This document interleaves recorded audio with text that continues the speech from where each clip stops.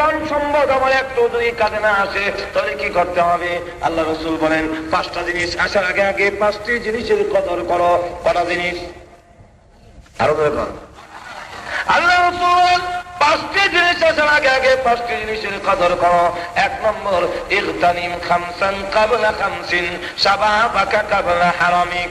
আল্লাহ রাসূল বলেন, আমার উম্মতেরা, প্রথম নম্বর তো হলো নওজোয়ানিকে কাজে লাগাও, বুড়া হওয়ার আগে আগে। এই সময়টা যদি কাজে লাগাও, বান্দা রে, যুবক অবস্থায় যদি তুই একবার আল্লাহ বলে ডাক দেস, আমি আল্লাহ তোরাকে 70 বার জবাব দান করি।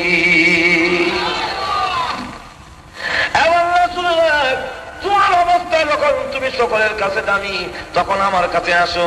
কিন্তু এই সময় আসে না যখন নাকি বুড়া হয়ে যায়, আর যখন কারো কাছে কোনো দাম থাকে না, শ্বশুর বাড়িতেও দাম নাই, তারপরে বউর কাছে দাম নাই, কিন্তু একটু বেশি কথা বললে ফের করো না, বুড়ো হয়েছে না, বুড়ো শয়তানের বুড়ো হয়েছে, এত ফের করো।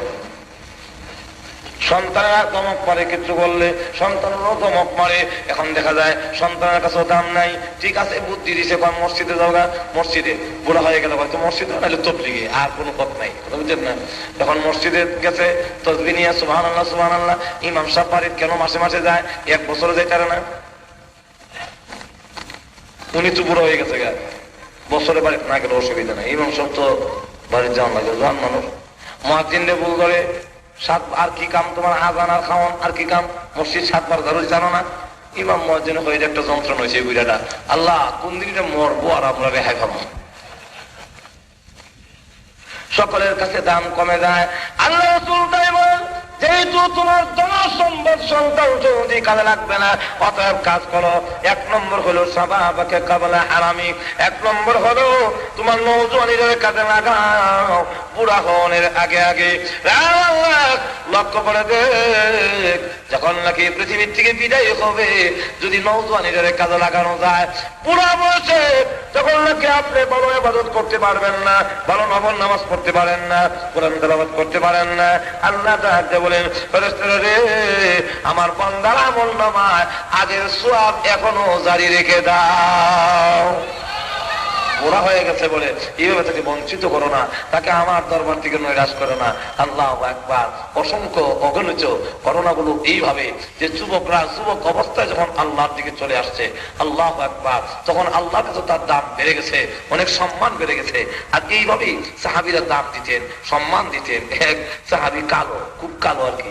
রাসূল জিজ্ঞাসা করেন যে, তুমি যে কালো নিগ্রু, তোমার নাকের সেন্টার ঠিক নাই, টুট মোটা, এরপরে আবার শরীরের কালারও খুব ভালো না, ধন সম্পদ নাই, তো জিজ্ঞাসা করে তুমি বিয়ে করছো? কতদূর বিয়ে? আমার দিকে একটু লক্ষ্য করেন, দেখেন তো আমার কাছে বিয়া দিব কেনা? বিয়া দেওয়ানোর জন্য যেই গুণগুলোর প্রয়োজন, একটা গুণও আমার কাছে নেই।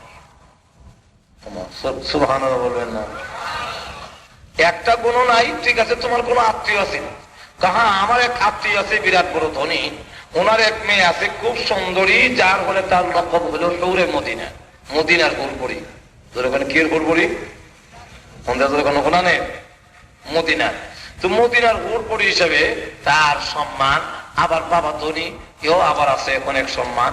তো এই অবস্থায় উনি কেউ দিবে নাকি? যাও না, একটু গিয়া বলে দেখো না, দিত পারে।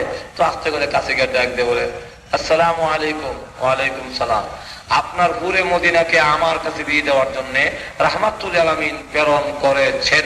চেন করে দিছে দোষ, কারণ চেনের পরে দেখি তাকে বইটা তো খুব ভালো করে জানা। রসুলের প্রস্তাবটা শুধু পৌঁছাই দিলেন, ঠিক আছে।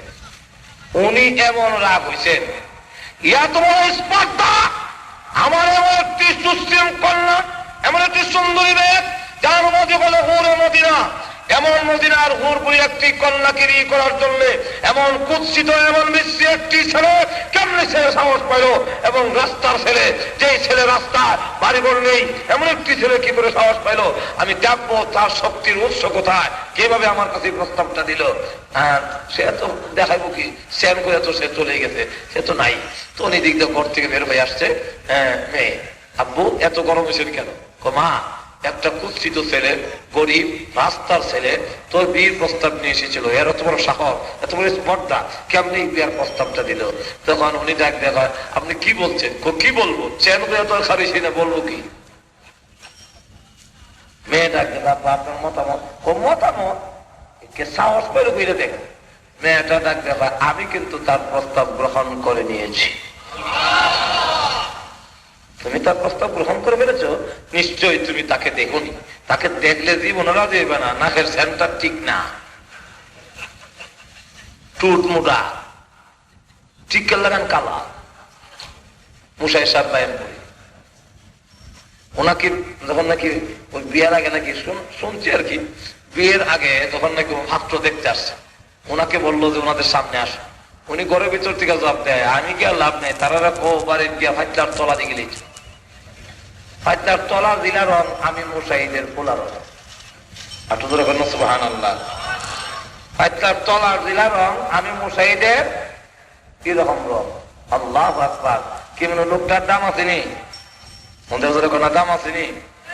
এমন দাম কবরে রাখার পরে মেসকাম পরে গ্রাম মাটির মধ্যে ফুটে উঠছে। যাক মা, তুমি আসলে এই লোকটাকে জীবনে কোনোদিন দেখোনি, দেখলে অবশ্যই তুমি কোনোদিন রাজি হইতে না। সুতরাং যেহেতু তুমি রাজি হতে না জানো না মা, তো শোনো, গরিব তোমার চাহিদা মিটাতে পারবে না। মেয়ে ডাক দেখো, ছেলে কুৎসিত না সুশ্রী, সুন্দর না কালো, ধন আছে কি নাই সেটা জানতে চাই না। ওগো আব্বা, আমি এই ছেলে কেমন, ধন আছে কিনা তাও দেখতে চাই না, সুখ হবে না অসুখ হবে তাও আমি জানতে চাই না। কিন্তু আমি ঘরের ভিতর থেকে শুনেছি এই ছেলেটি মাঝখান দিয়ে একটি নাম উচ্চারণ করেছে, যে নামটা হলো মুহাম্মদ সাল্লাল্লাহু আলাইহি ওয়াসাল্লাম। মুহাম্মদ সাল্লাল্লাহু আলাইহি ওয়াসাল্লাম নাকি তাকে প্রস্তাব দিয়ে প্রেরণ করেছেন। এই কথা বলি দৌড় দিছে, ও আব্বা, দুনিয়ার যত কষ্ট আছে, দুঃখ আছে, ছেলে যত বেশি হোক না কেন, ওই মুহাম্মদ রাসূলুল্লাহর ইজ্জতে এবং তার খাতিরে এই ছেলের প্রস্তাব আমি গ্রহণ করে নিলাম। যেই মাত্র এই কথা বলেছে এমনি আব্বা বল সুবহানাল্লাহ। মেয়ে যখন রাজি, আর যদি আপনি মতামত দিতে আপনি একটু দেরি করেন বা রাজি না হন, আমি স্বেচ্ছায়, আমি যেহেতু এখন বালেগা, আমি যেহেতু এখন উপযুক্ত, সুতরাং আমি আমার মত নিজে দিয়ে ফেলবো। তো আরো বেশি ছেলেকে, ঠিক আছে ছেলেকে দেখা, ছেলেকে দেখাচ্ছে। বিয়ে করবার মতো টাকা পয়সা আছে তো, বাজার করতে পারবে তো, মাপ চাই।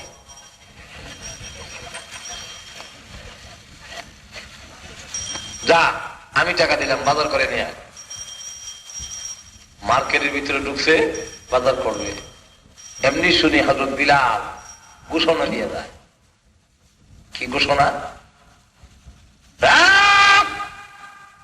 আসলে কোন মুসলমান আর ঘরে বসে থাকতে পারো না। শুনেছি উহুদের ময়দানে আল্লাহর হাবিব রাহমাতুল লিল আলামিন বিপদের সম্মুখীন হয়ে গেছে। আর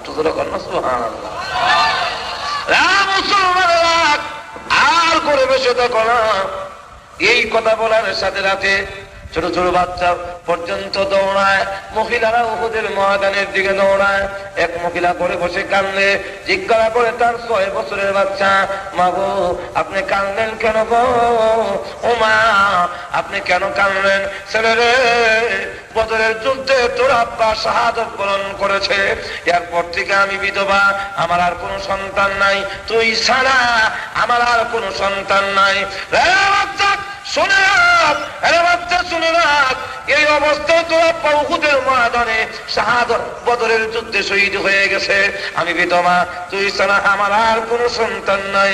ছেলে রে, জেনে রাখ রে, এই অবস্থায় শুনেছি বিলাল ঘোষণা করে গেছে রাহমাতুল লিল আলামিন নাকি উহুদের ময়দানে বিপদের সম্মুখীন হয়ে গেছে।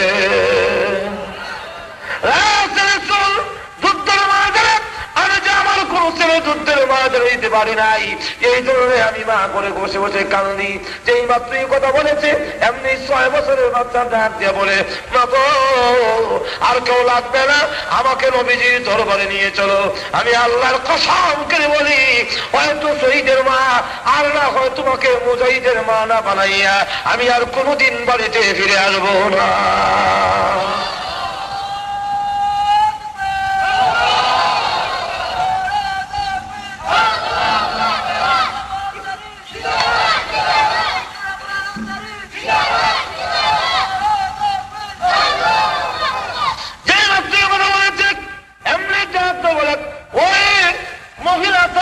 বছরের বাচ্চাকে আল্লাহ নবী রাহমাতুল আলামিনের সামনে হাজির করে দিয়েছে। আল্লাহ নবী গো, এর চাইতে বড় ছেলে আমার নাই, এই ছেলে আপনার দরবারে হাজির করলাম, মেহেরবানি করে কবুল করুন। এর থেকে বলে থাকলো আমি বড় ছেলে নিয়ে আসতাম, আমার আর কোনো ছেলেই নাই, এই জন্য এই ছেলেকে হাজির করলাম, যুদ্ধের ময়দানে কাজে লাগাইয়া দিন। রাসূল বলেন 15 বছরের নিচে কোন ছেলেকে যুদ্ধের পারমিশন দেই না, নিয়ে যাও গো মহিলা, ভবিষ্যতে তোমার এই ছেলে কাজে লাগবে। মহিলার চেহারা মলিন হয়ে গেছে, ভবিষ্যতে কাজে বাঁচি না বাঁচি তা জানি না, ছেলেও বাঁচি কিনা তা তো জানি না, সুতরাং মলিন হয়ে গেল। এমনি ছেলে দেখতে বলে, মা গো একটু দাঁড়ান না গো, আমি আল্লাহর হাবিব রাহমাতুল লিল আলামিনকে একটি প্রশ্ন করবো। ছেলে রাসূলের দরবারে প্রশ্ন করবে, তখন আশ্চর্য হয়ে গেছে, সাহাবীরও চোখ বড় করেছে, কি প্রশ্ন করবে ছেলেটা। দেখ দেখো আল্লাহর নবী, ছোট বাচ্চাকে যুদ্ধের ময়দানে কোনো কাজে লাগে না? না। কেন লাগবে না? দেখেন কেমন যুক্তি দেয় 6 বছর বাচ্চা। আমি দেখেছি আমার মা চুলার ভিতরে আগুন দিলে ছোট ছোট হালকা পাতলা লাকড়ি গুলো আগে দেয়, মোটা মোটা লাকড়ি গুলো পড়ে দেয়। চুলার ভিতরে আগুন ধরাবার জন্য ছোট হালকা পাতলা লাকড়ি যদি আগের প্রয়োজন হয়, আল্লাহর নবী এই যুদ্ধের ময়দানে, উহুদের ময়দানে আগুন ধরাবার জন্য আলীকে আগে দিয়েন না, আমির হামজাকে আগে দিয়েন না, দিলে তাড়াতাড়ি আগুন ধরবে না। আমার মতো 6 বছর বাচ্চাকে পারমিশন দিন, উহুদের ময়দানে আমি আগে শাহাদাত বরণ করে যুদ্ধের ময়দানের আগুনটা ধরাইয়া দেই।